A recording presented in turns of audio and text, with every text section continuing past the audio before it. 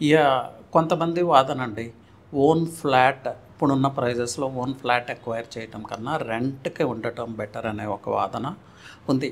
So, ఇది ఎవరు రెంట్‌కి ఉండాలి? ఎవరు ఫ్లాట్ పర్చేజ్ చేసుకోవాలి అంటే, లాంగ్ టర్మ్ ప్లాన్స్ ఉన్నవాళ్ళు, అలాగే మంచి ఇన్వెస్ట్‌మెంట్ అంటే ఫ్యూచర్ జనరేషన్‌కి ఒక మంచి ప్రాపర్టీ అందించాలి అనుకునే వాళ్ళైతే ఫ్లాట్ పర్చేజ్ చేసుకోవటమే better. But short term plans కొంతకాలం టెంపరరీగా స్టే చేయాలి హైదరాబాద్ సిటీలో, then we will move away అనుకునే వాళ్ళు మేబీ రెంటల్కి ఉండటం బెటర్ అవ్వచ్చు.